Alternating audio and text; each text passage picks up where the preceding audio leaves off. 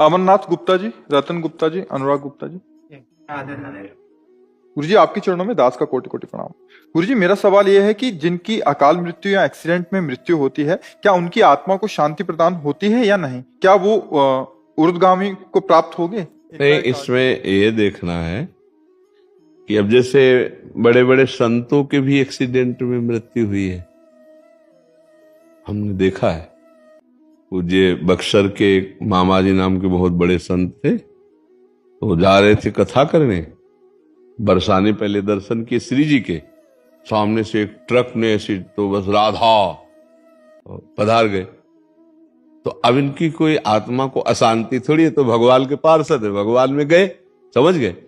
अब जो पापाचरण कर रहा है तो शरीर छूटने के बाद उसको वैसी गति मिलेगी। खास बात मृत्यु कैसे हुई इससे मतलब नहीं है, खास बात है उसने जीवन कैसा व्यतीत किया, इससे है। जैसे पूज्यपाद श्री उड़िया बाबा जी महाराज, इतने बड़े सिद्ध संत, और अंतिम दशा होती कि गड़ासा से नहीं, वो एक पागल आदमी, विकसित आदमी, कई गड़ा से ऐसे, और उससे तो अब क्या अधोगति होगी क्या? अरे वो तो जीते जी ब्रह्म पद प्राप्त महापुरुष है, समझ रहे ना। मृत्यु की घटना से किसी के परिणाम को नहीं जोड़ा जा सकता, उसके जीवन से परिणाम को जोड़ा जाता है। उसका जीवन कैसा था? मानो जैसे परीक्षित जी का सर्प काटने से मृत्यु हुई, तो उनकी दुर्गति थोड़ी हुई, तो सीधे परम पद में गए। क्यों? जीवन भगवान में था, भजन में जीवन था। अब जैसे कोई बहुत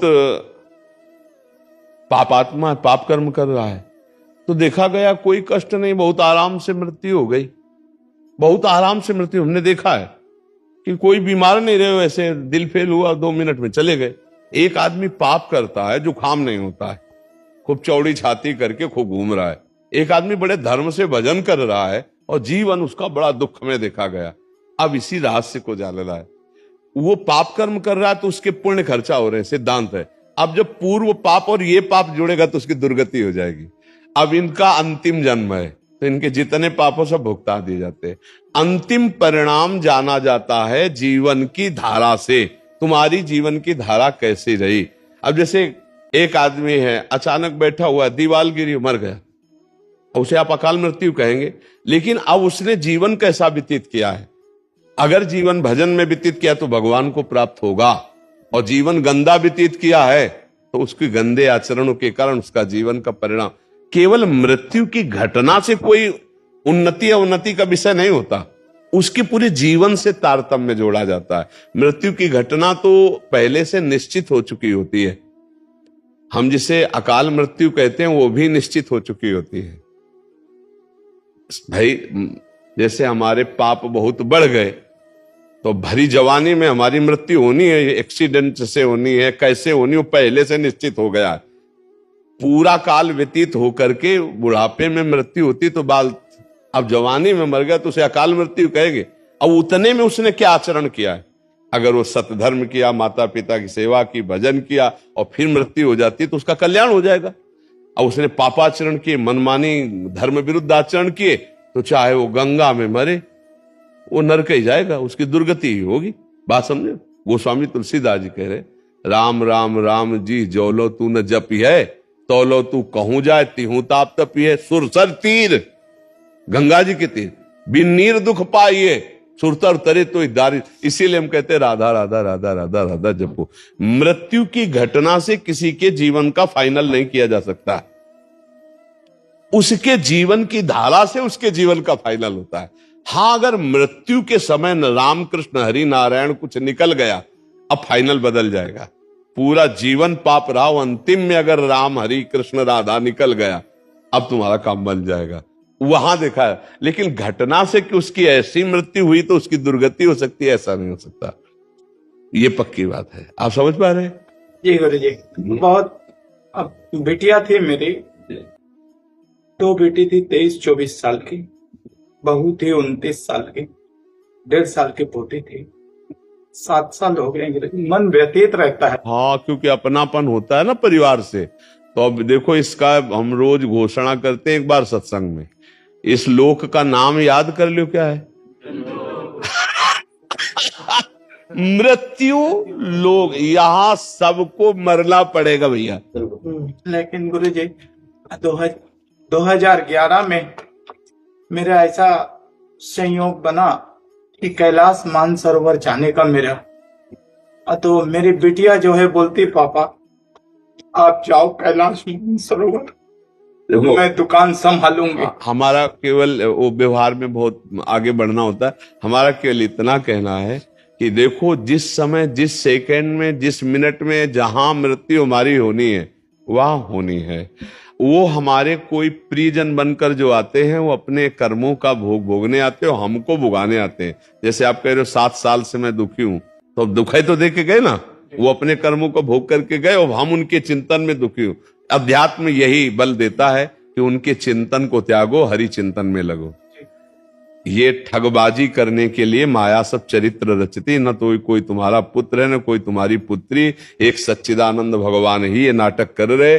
अब अपने को संभाल लो और खूब नाम जप करो और किसी के प्रति रो मत, अब प्रभु के लिए रो। हे नाथ अब तो कृपा कर लो, ये मेरा जन्म अब आपकी प्राप्ति के लिए हो जाए। हाँ, कोई तुम्हारा नहीं। देखो हम एक तुमको कथा सुनाते हैं। एक चित्रकेतु नाम के राजा, भागवत में कथा आती है। चित्रकेतु नाम के राजा थे, उनकी बहुत सी रानियां थी और एक भी पुत्र नहीं थे, तो वो बहुत उदास रहते थे। तो देवर्षि नारद जी और अंगिरा जी, भागवत की कथा है, देवर्षि नारद जी अंगिरा जी गए, उनको समझाने ही गए थे कि तुम धर्मात्मा राजा हो, उदास मत हो पुत्र के लिए। तो उन्होंने जाकर के जब समझाने की कोशिश की तो उन्होंने कहा हमको इस समय ज्ञान नहीं, हमें पुत्र चाहिए, यदि हम पर कृपा करने आए हो तो हमें पुत्र दो। तो उनका पुत्र तो सुख तो तुम्हारे भाग्य में है नहीं, पर तुम हठ कर रहे हो तो मैं तुम्हें पुत्र देता हूं, पर हर्ष और शोक दोनों की प्राप्ति होगी। अब वो ये नहीं समझ पाए कि हर्ष और शोक दोनों की प्राप्ति होगी, पुत्र देता हूं, इस बात पर उनकी बुद्धि टिक गई। बड़ी रानी कृतद्युति नाम था, उनके पुत्र हुआ। अब तो क्या आनंद, चक्रवर्ती राजा थे, हर समय रानी के महल में जाना। तो और जितनी थी रानियां सबको जलन हुई। उन्होंने कहा बहन जब से कृतद्युति के पुत्र हुआ राजा हम लोगों की तरफ देखते ही नहीं है। तो बोले हम लोगों के मिलन में बाधक कौन है? बोले लड़का ही है। तो बोले क्या करें? बोले जहर दे दो। तो धाय मां को अपने पक्ष में मिलाया और जहर चटवा दिया, राजकुमार मर गया। जी ही राजा के पास खबर गई कि राजकुमार मर गया। कितनी मनौती के बाद तो हुआ था। अब वो रोते बिलखते आए, बहुत पैर पकड़ करके माथा बार बार जमीन में पटकने लगे। जब कोई धर्मात्मा दुखी होता है तो उसे संत संग दे दिया जाता है। जैसे आप आए हो ना, तो भगवान की कृपा से संग मिला है। जी गुरुदेव। अब मोई भा भरोसा हनुमंता, बिन हरि कृपा मिले नहीं संता। तो दुख का निवारण इससे। तो अंगिरा जी, देवर्षि नारद जी पुनः आ गए और कहा राजन मैं तुम्हें यही बताया था कि हर्ष और शोक की प्राप्ति हुई। हर्ष हुआ पुत्र हुआ, शोक हुआ क्योंकि तुम्हारे भाग्य में पुत्र सुख नहीं है। तो उनका हमको उपदेश नहीं, मुझे पुत्र चाहिए। तो उनका तुम्हारे पुत्र की जीवात्मा को बुला दूं? तो उनका बुला दो। तो अब देवर्षि नारद जी तो सिद्ध मां आकर्षण किया, तो यमपुरी से जो था वो आ गया जीवात्मा और आकाश में विराजमान है। देवर्षि नारद जी देख रहे, कहा देखो बच्चा तुम्हारे पिताजी कितना रो रहे हैं, तुम इस शरीर में आ जाओ, हम आदेश करते। तो उनका देवर्षि नारद जी ये केवल अपने स्वार्थ के लिए रो रहा है, ये कई बार हमारा बेटा बन चुका है, कई बार पत्नी बन चुका है, मैं किसी का बेटा नहीं हूं, मैं अपने कर्म का भोग इसके यहां भोगने आया था, मैं जा रहा हूं। जो ही सुना चित्रकेतु ने, बोले बेटा बोल रहा है हमारा? बोले तुम्हारे बेटा की जीवात्मा बोल रही। उनका मोह दूर हो गया और फिर उन्होंने भजन करके भगवान को प्राप्त किया। तो भगवान ने तुम्हें मोह दूर करने के लिए भेजा है, तुम्हारा कोई नहीं है। हाँ, भगवान ने लीला करके आए थे। अब खूब नाम जप करो, मस्त रहो, चिंता मत करो, और तुमको भी जाना है। ये बात जान लो कि तुमको भी जाना। तो जाने की तैयारी, जो चले गए उनके विषय में क्या खो, उनकी तो ट्रेन छूट गई, तुम्हारी न छूट जाए, इसलिए तुम पहले अपनी बेग भर लो। राधा राधा राधा राधा, कबीरा सब जग निर्धना, धनवंता नहीं कोई, धनवंता सोई जानिए जाके राम नाम धन होए। खूब नाम जमा कर ले, लोक पर लोक में बहुत आनंद रहेगा। परम धन राधा नाम आधार, राधा राधा राधा, जहां जाओगे चकाचक आनंद रहेगा। अब यही का बैंक बैलेंस किया। ये देश ऐसा है कि कपड़ा तक उतरा लिए जाते हैं, मतलब शरीर कपड़ा है ना आत्मा का, ये भी आग लगा दिया जाता है। अब केवल जीवात्मा पर कर्म को लेके जाता है। कर्म हमारे हमको बहुत दुख देंगे, देख लो। ऐसे ऐसे कर्म कियो, सब लोग बैठे हो, अगर आप ऐसे निर्णय पूछा जाए कि ऐसे कर्म करने वाले को क्या दंड मिलेगा, तो आप क्या उत्तर देंगे? खुद देख लीजिए।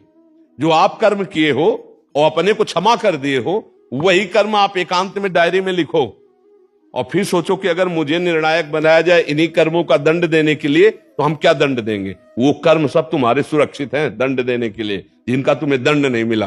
तो राधा राधा राधा राधा भगवान को पुकारो तो कह रहे हम सर्व पापेभ्यो मोक्षयिष्यामि मा शुचा, मैं तुम्हें समस्त पापों से मुक्त कर दूंगा। तो अभी समय है, अभी राधा राधा राधा राधा कृष्ण कृष्ण हरि हरि, अभी अपना कल्याण कर लो, रो पीटो मत। यहां जो जितने समय के लिए आता है उतने समय के बाद चला जाता है, कोई गर्भ से चला जाता है। एक आए थे परिवार के, उनका 6 वर्ष का अकेला लड़का, 6 वर्ष का लड़का हमारा मार दिया भगवान ने। हम कहा भाई अगर हमारी बात समझ में आवे तो भगवान ने नहीं मारा। वो जीव अपने कर्म से केवल 6 वर्ष के लिए भारत भूमि में मनुष्य रूप में आया, अब वो चला गया। तो आपका भी कर्म है कि अब आप दुख भोग रहे हो उसके वियोग में। नाम जप करो, भगवान को कोसो मत। जो जितने मिनट के लिए आया उतने मिनट ही रहेगा। अगर रोकने की बात होती तो भगवान जी दशरथ जी को मरने नहीं देते। हुआ ना दशरथ जी का मरण, जटायु भगवान के हाथ में ही शरीर छोड़ रहा है कि नहीं छोड़ रहा है? इससे हमारी बात ये समझो, सुनो भरत भावी प्रबल बिलख कहो मुनिनाथ, हानि लाभ जीवन मरण जस अपजस विद्या। खूब राधा राधा जपो, मस्त रहो और तैयारी करो चलने की। ये रहने वाला देश नहीं है, हर चीज यहां की छुड़ा ली जाएगी। दुनिया में लाखों का मेला जुड़ा, हंसा जब जब उड़ा तो इसलिए देखो समझ जाओ तो फिर रोना क्या, और जब जाग गए तो सोना क्या। अगर ज्ञान में जग गए तो फिर मोह में क्या सोना, अगर समझ गए तो फिर क्या रोला। एक बार मरना है, सबको मरना है, मरने की तैयारी कर लो। जो पहले से तैयार न थे पछता पछता कर चले गए, जाना पड़ेगा। इसलिए राधा राधा राधा, कब जाना कुछ पता नहीं। पीछे तलवार लिए खड़ी मृत्यु, कब गला काट दे, किस रूप में काट दे, कुछ पता नहीं है। कुछ पता ले, कुछ पता ले। नाच रहे हैं और नाचते नाचते ऐसे हुए और गिरे मर गए। फिल्मी गाना चल रहा है और नाच रहे और मर गए। मुंह का लील नहीं सकते, आ बोला तो फिर आगे धा नहीं बोल पाओगे। जितना बस उतने में रोक दिए जाओगे। सरकारी काम है, सब छीन लिया जाएगा, पहले ये समझ लो। तुम्हारा यहां कुछ नहीं रहेगा। स्त्री पुत्र परिवार मकान दुकान बैंक बैलेंस सब छीन लिया जाएगा, तुम्हारा शरीर छीन लिया जाएगा। तुमको अकेला यहां से जाना होगा। तुम्हारे पास होगा तो तुम्हारे कर्मों की पोटरी होगी, धर्म और अधर्म जो किया है, और इन दोनों पोटरियों को आग लगाना हो तो नाम जप करो, राधा राधा राधा राधा राधा। बढ़िया चकाचक व्यवस्था होगी, मरने में भय नहीं लगेगा और भगवान के समीप जाकर आनंद भोगोगे। जैसे भारत में आनंद ले रहे हो, ऐसे भगवान के दिव्य धाम में तुम्हारे लिए हर व्यवस्था होगी। अलग महल होगा, बढ़िया भोजन व्यवस्था बढ़िया, मरना है नहीं। ठाकुर जी का भोग मिलता है वहां धाम में, प्रियालाल के साथ खेलने को मिलता है और परम सुख प्राप्त होता है। मरने का भय नहीं, आना जाना नहीं, बुढ़ापा नहीं। खूब मीठा खाओ, शुगर नहीं होगी। हाँ, high blood pressure low blood pressure नहीं होगा भगवान के धाम में। इसलिए हम सब तैयारी करें भगवान के धाम में जाने की। नाम जप करें, खूब नाम जप से आनंद आएगा। आज से रोना छोड़ दो, बंद कर दिया। हाँ बिल्कुल, नाम जप, हाँ नाम जप करो। हम जो कह रहे हो तुम्हारे को परम मंगल में बात कह रहे हैं, नाम जप करो। इसीलिए संतों के मार्ग में आके मैं हमारी पत्नी को मैं एजे वो जी कहना 7 साल से छोड़ दिया हूँ। हरिओम के नाम से पुकारता हूँ। बहुत बढ़िया। वो आपको क्या कहती है? वो भी हरिओम ही। अच्छा, बोले हरिओम तो बोले हरिओम है। ये बहुत बढ़िया, ये बहुत बढ़िया, नहीं बहुत बढ़िया, नहीं अच्छा ठीक है। अपने यहाँ भी बुलाते राधे तो बोले राधे, ऐसे बात करते ना। श्री हरिवंश तो कहेगा हाँ श्री हरिवंश, अपने भी ऐसे ही बात करवा दी, ठीक है।